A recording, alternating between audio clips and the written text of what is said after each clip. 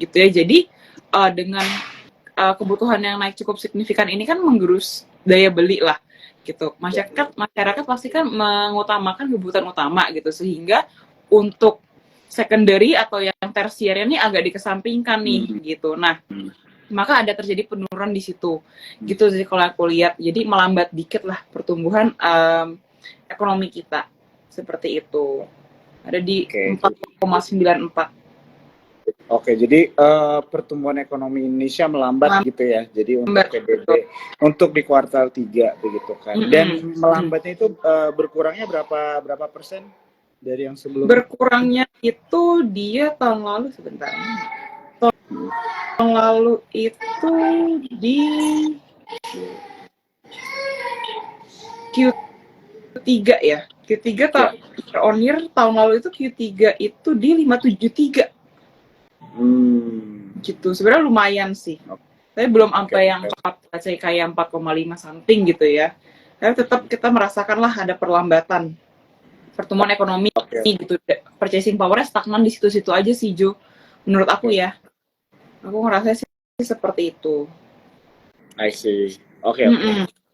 Iya, jadi tapi kalau misalnya jadi ada perlambatan begitu kan, dan memang sebenarnya kalau secara global juga kan memang istilahnya aku nggak tahu ya, tapi mungkin sesuai ekspektasi juga kali ya, maksudnya melihat keadaan global itu sekarang seperti ini gitu kan. Jadi I think memang apa ya, expected aja nggak sih kalau ada sedikit pengurangan atau sedikit perlambatan gitu, walaupun mungkin nggak terlalu apa ya, bisa dibilang major banget begitu kan, tapi ya berkurang aja kali ya, seperti begitu. Oke. Sebelum kita lanjut ke pertanyaan selanjutnya ya teman-teman, kita bahas tentang topik kita buat malam hari ini. Aku mau ingetin buat teman-teman, kalau misalnya ada pertanyaan mengenai saham atau apapun, boleh di comment section ya. Nanti Olive boleh minta tolong ya. Boleh mungkin saham-sahamnya bisa dikasih insight aja, atau mungkin tanggapan aja secara umum bagaimana. Dan juga buat teman-teman di sini, kalau misalnya ada yang baru join ketinggalan, ini jangan lupa IG Live-nya di save ya. Jadi kalian bisa nonton di Instagramnya Sukor Sekuritas begitu. Dan jangan lupa juga follow Instagramnya Olive ya. Ini karena dia suka story ini teman-teman ya. Story-nya edukatif. Saya juga dulu informatif ya. Edukatif, cuma angin-anginan gitu kan. Kalau Olive nih konsisten. Jadi bagus nih buat teman-teman Cuan Troopers, untuk kalau misalnya mau belajar, kayaknya nggak hanya tentang saham aja ya, tentang investasi. Kayaknya lu bahasnya banyak juga dari apa ya? Lu bahasnya buat ada asuransi juga begitu kan, financial planning. Banyak juga gitu kan. Nah, oke, ini tadi ada yang nanya buat info tentang PTB. Boleh ya, tapi nanti kita simpan dulu, kita tampung dulu ya pertanyaan-pertanyaan ini, kita lanjut dulu pertanyaan-pertanyaan selanjutnya. Oke. Nah, kalau misalnya nih gue mau nanya mengenai PDB begitu kan, terhadap ekonomi Indonesia.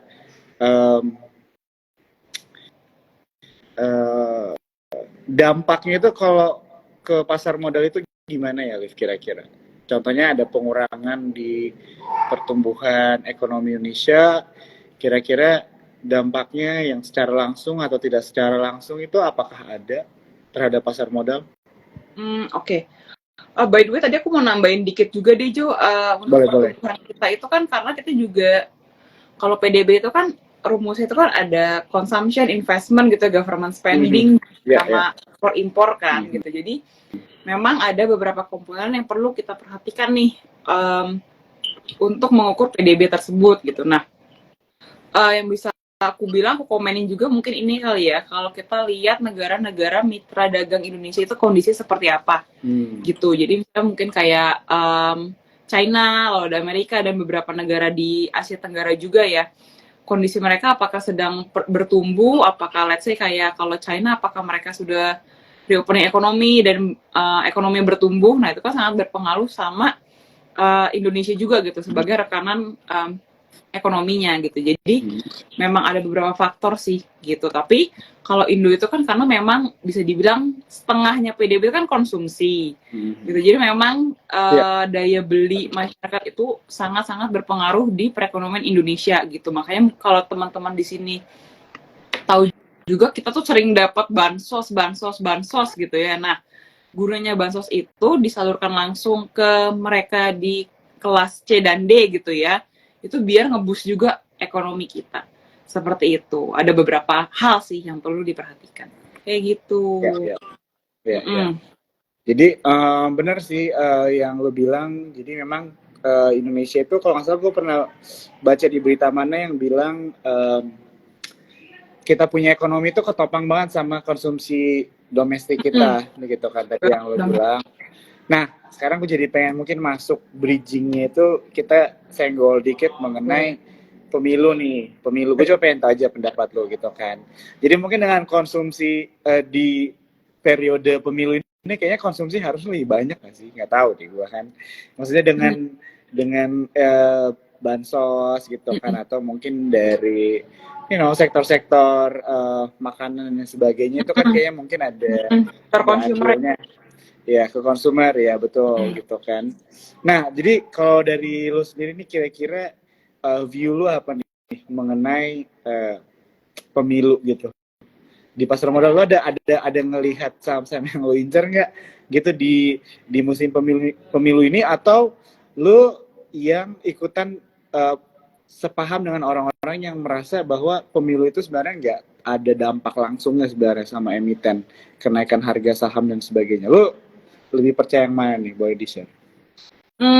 Sebenarnya tadi ada 2 pertanyaan yang kita belum jawab ya, gitu. Antara hubungannya apa tadi dengan makroekonomi Indonesia. Iya. Lupa, PDB ya, sama pemilu ya. Kalau pemilu, biasanya itu kan memang identik dengan saham-saham consumer ya. Betul. Gitu ya, dengan bansos, pangan, segala macam gitu. Tapi salah satu alasan yang menurut aku bisa make sense adalah dengan kondisi market yang tidak stabil, maka investor itu lebih suka markirin duitnya atau invest uangnya itu di sektor yang defensif gitu. Salah satunya ya consumer. Begitu ya. Consumer kan juga ada banking gitu. Jadi memang ada 2 pilihan tersebut gitu. Tapi ya itu yang tadi aku bilang, consumer itu memang kayak selalu di-pairing lah gitu. Di-pairing lah sama si pemilu ini, karena ya kayak yang kita tahu lah ya teman-teman, capres ini kan kadang-kadang suka istilahnya bagi-bagi duit lah gitu ya. Biar ada bansosnya, biar untuk menarik perhatian gitu. Nah, itu bisa dimanfaatkan untuk membeli barang-barang kebutuhan pribadi. Kayak gitu sih. Tapi another reason itu sektor defensif. Seperti itu. Oke. Ya soalnya menarik banget. Jadi kemarin kan gue ada sempat kesempatan juga ngobrol di C-Today dan gue tuh ngebahas sedikit tentang pilpres gitu kan, tentang dampak pilpres. Jadi gue riset dikit gitu ya. Jadi nih teman-teman contoh terus boleh ngecek juga ya, double check kalau misalnya aku salah kali ya. Tapi ini aku dapat. Jadi memang dari kampanye pilpres 3 periode ke belakang itu IHSG itu melonjak gitu. Nah, jadi bahkan yang contohnya nih ya, lagi gue tarik tahun 2014 itu IHSG naik tuh 1,87%, Pilpres 2019 IHSG itu melejit 8,45%. Gede begitu kan. Banget. Ya, nah tapi memang ada beberapa juga istilahnya faktor yang perlu dipertimbangkan. Katanya memang sebelum musim pilpres ini memang secara global juga ekonominya lagi kurang oke waktu itu. Jadi waktu tahun 2013 itu kan ada taper tantrum tuh. Jadi sempat turun dulu, baru musim pilpres dia naik lagi. Nah jadi itu sama sekarang juga begitu kan. Nggak tahu ada yang cocok mau lagi atau enggak. Tapi istilahnya dengan keadaan suku bunga, perang dan sebagainya turun nih kan, bisa dibilang juga market keadaannya lagi sideways atau enggak bisa juga wait and see, kurang menarik, volatil, banyak lah ya bahasanya. Nah tapi kita udah mulai masuk nih ke musim pilpres. Jadi kalau misalnya melihat berdasarkan histori dari 3 pilpres ke belakang sih harusnya di tahun depan atau udah mulai di akhir tahun ini sih harusnya menarik begitu ya. Tapi ya nggak tahu sih, itu sih yang maksudnya gua lihat juga sih, maksudnya dari riset ke belakang begitu.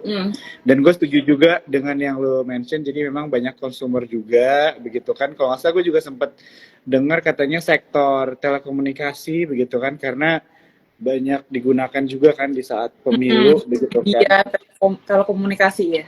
Iya, begitu sih. Oke. Ya, jadi bisa dibilang cukup menarik ya, maksudnya pasar modal ya, Ivy, untuk sekarang maksudnya banget sentimen begitu kan.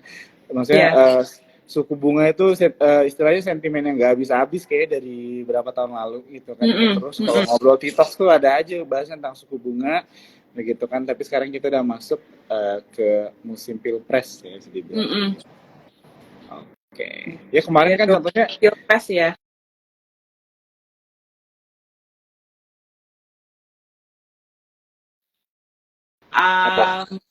The Fed yang masih naikin suku bunga lagi atau enggak gitu ya, karena kan lagi tahan nih, karena unemployment rate kan lagi udah naik tinggi gitu ya. Kemarin kan sempat stagnan di 3,5, terus sekarang 3,9, which is itu kayak ya salah satu yang diinginkan The Fed lah, walaupun mereka masih aiming tuh inflation di 2% gitu.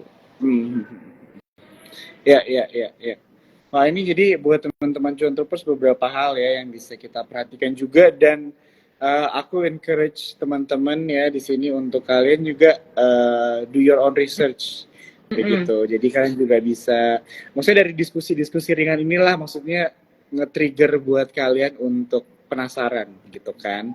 Karena nggak mungkin banget ya, Liv, maksudnya kita membahas secara detail di dalam IG Live ini dengan waktu yang terbatas juga gitu kan, untuk apalagi pembahasan mengenai ekonomi, tapi istilahnya ini bisa jadi buat teman-teman aja gitu ya, pegangan hal-hal yang penting secara garis besar yang bisa kalian perhatikan secara individual gitu ya, secara sendiri-sendiri.